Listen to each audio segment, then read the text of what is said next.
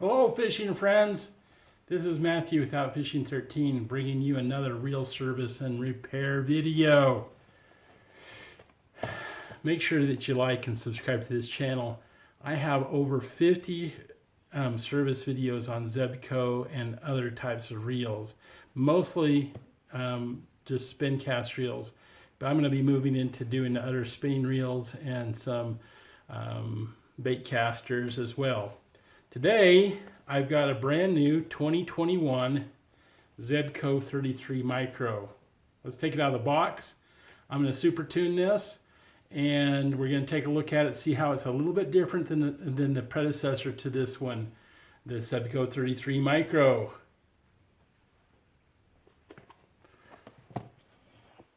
Okay, here's my 33 Micro.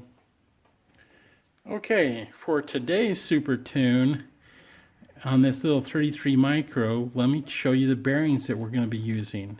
Now, I had ordered these bearings. They came out of China, and the model number is an SMR 106ZZ. These are stainless steel bearings. I think I got these off of eBay, and it's probably about $12 to $15 with shipping. So it's a pretty good price. There's 10 of them. I've super tuned several of these micro 33s. There's actually 2 bushings in there, but I got 4 more of those bearings left. If you buy them from Zebco, here's all the bushings I've replaced on an 11 and a 33. But the bearing is a BY097-01. That's a regular chrome molybdenum bearing. If you want to get the stainless steel bearing, and they're a little bit more expensive, they go on an 11 platinum. It's an MY097-01. But check, you may need to call up Zebco. They don't have an online parts place anymore. Tackle service is not functional anymore. So you need to call them up and get that part number and give that part number to them and see if they had them.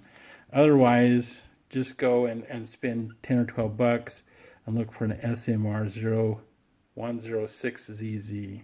I'll put the part numbers down below. All right. The first thing you want to do on any Zebco reel is begin by taking the front cone off. Spins to the left a little bit, wiggle it, and take it off. You can push the button to get the pin out of the way. This actually comes with 2 pins. Then to take the front spinner cone off, you hold the handle with one hand, turn it to the left, lefty-loosey, and spin it off.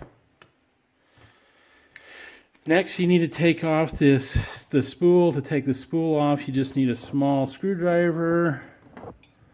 Let's see, this is the screwdriver I like to use, and there's a little slot back here by this clip, and you just pry this out, and it comes off.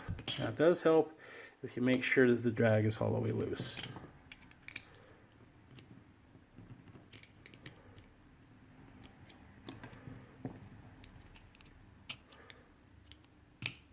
There we go. They're making their clips just a little bit differently now. It used to be more of an E-clip, but now they got a little bit different one. And then you can take the spool off. Now when you take the spool off, often you got drag washers that stick to it, so take those off. These are little plastic drag washers. So I just like to take those off and set them to the side so they don't get lost. This has a stainless steel drag washer that is keyed. See that little key right there? Then it has another keyed drag washer, and they're basically the same. Then it has a little spring washer here. Notice how it's coming off. It doesn't matter really because it's just a wavy spring washer, but it's a wear plate that goes against the drag wheel. The drag wheel gear. All right. Often this thing right here will fall out, so take it out. Then we're going to take the back off. Actually, we're going to take the handle off first. Zebco started painting their handle screws black instead of making them chrome. I like the chrome ones better. These ones tend to get scratched up and don't look as nice. Take that out. Don't lose that little piece right there. That's important for your bearings. And you can take the handle off. Now that we have the front all taken apart and the handle off, we can concentrate on the back. The last two models of reels didn't have a thing that you turned off. It came off like this. You push down the button and you just lift up on this with a little screwdriver and it snaps right off. And you kind of, on these ones right here with the wide button, you just need to kind of pinch it together and it'll come off. Okay, and then the handle button, you just lift it up like this and push it to the side. It comes out of those little slots there. Okay, and then the next thing we need to do is we need to take this main handle shaft out, and then we can take out the middle shaft. So to do that, we need to take our needle nose pliers and take out this little retaining clip right here. And just pulls out, just like that. Okay, when we have that out, we can reach down with our little screwdriver and we can take out this plastic bushing right there, push it out. Don't lose it, save these. They might come in handy later if you have a bearing that goes bad on you. I doubt it will, but I always save all of mine. I have a little baggie full of them. And then with that out, you could take this clicker and take and move it out of the way. There's a screw right down in there. Okay. But I'm not going to do that. I'm just going to take and, well, maybe this one I might have to. I'm just going to take and push it aside with my finger and then take it out. Now, here's my anti-reverse actuator. And then down here, here's one of the things that's kind of a pain. Right down here is the anti-reverse pawl, and it just dropped off. It dropped out. And then there's my center shaft. Okay, now that I have that apart, I'm all done with it. If at this point you have this reel and you wanted to go ahead and service it, you'd want to clean it all up, clean all these parts and get everything all dried out. Clean this out with water. There's some things that you don't need to take out, like you don't need to take out this little clicker here, okay? You could take out this piece right here if you wanted to, but it's not necessary. And then put it all back together. And we'll put this back in here. Okay, and then the next thing we have to do is we got to get this little thing put back in there. This is what always seems to confuse everybody. And I'm going to go over this and get it back in there so that you know how to get yours back in there, because this is what generally confuses everybody and is very frustrating. So one of the things I like to do to put it back together is I like to get some grease and put it on the anti-reverse pawl. That's what this is. PAWL. And let me show you how it sits in here. It actually sits in there where it sits like this. Okay? And when it turns around, what will happen is when it wants to go forward, it'll go like this, but when it goes backwards, it'll catch in there and stop. So it has to be in the right place, and when you put it back together, it has to go back together the right way. But it fits way down here in a little slot, way down in here. So what I like to do to get it to stay in there is take a little bit of grease. Let's get some with my screwdriver. And put it right on the end of here, like so. And that will help that little piece stick in the slot down in the bottom.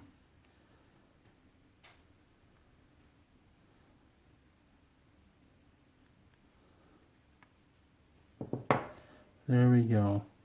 Do you see that? See how that little piece is down in there? Just like that. Now we're ready to put this back in there. Okay, we've got the anti-reverse pawl in there the way we want it. And we got these washers on there the way we need them. There's 2 of them. And then with pointing this down like so, we can get this put back together. And we want to make sure it goes down in there like that. And when you put it in there, it engages with the anti-reverse pawl. Okay, just like that. Okay, now that we got that in there, well, let's go ahead and put these bearings in here. We want to take and put on this one first, and then using your handle nut and an old plastic bushing, we can seat these bearings in and put do that side, then we'll do this side and seat those in there nicely. Take out the old bushing. There we go. Then we can put this in and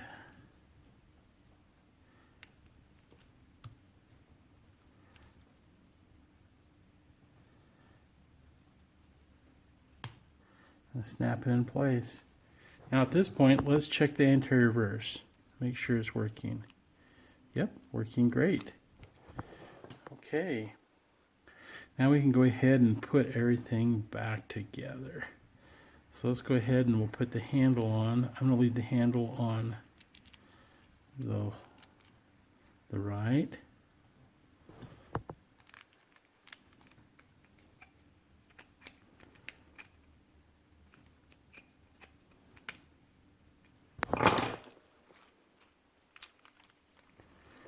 Make sure the clicker works.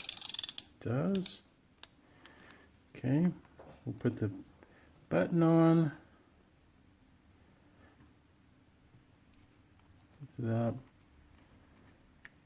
Put it on. Put the back on. Kind of put it on, twist it a little bit to get it over that big button. Get the back lined up first. These are a little bit different. And then squeeze and snap it on.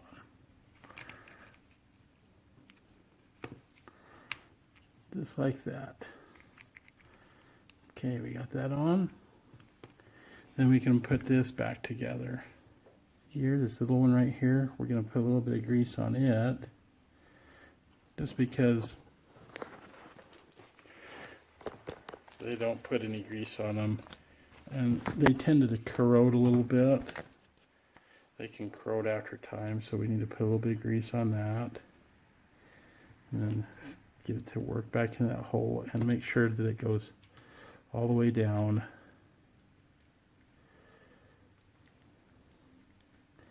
And fits in that hole all the way. Just like that. Okay. We're going to put a little bit of grease on this gear right here. Just a little bit.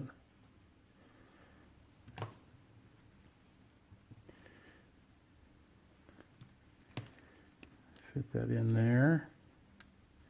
You want to put it all the way that direction because that's all the way loose. Then there's this little spring washer that goes on there. And then we're going to put on one of these keyed washers. At this point, we need to put some grease on there. So we're going to add just a tiny thin layer of grease on here. Okay. Well, that's a lot. Lubricate that spool. Put on a plastic drag washer.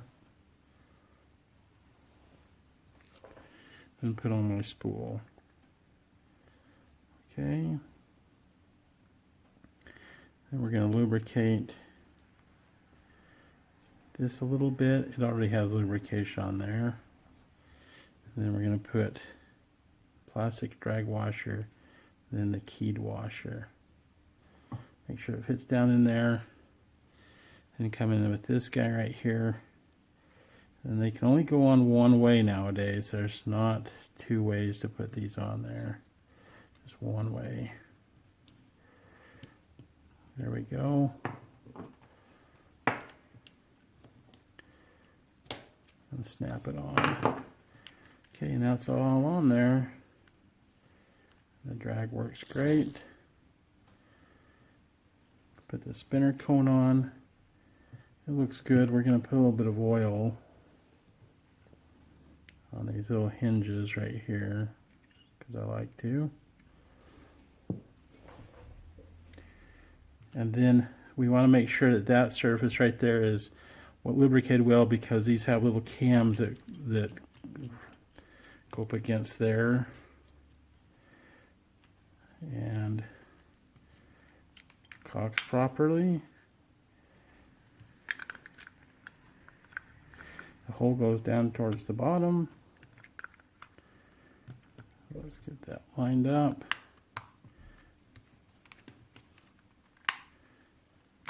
Get that turned on there. And there's our little super tuned 33. Now you might ask, what's the benefit of putting ball bearings in there versus the plastic bushings? One, it's going to be a smoother reel. And two, it's going to be more durable. In the long run, the reel will last longer because those plastic bushings will eventually wear out. And this will make it last a lot longer. Plus, it's cool. So there's the little Micro 33. All super tuned and ready to go. These are great for fishing for panfish, small trout. Generally you put 6-pound test on these. You could put 4-pound test on them, but they're great little reels. Thanks for watching. Make sure you give me a big thumbs up and subscribe to my channel. Bye.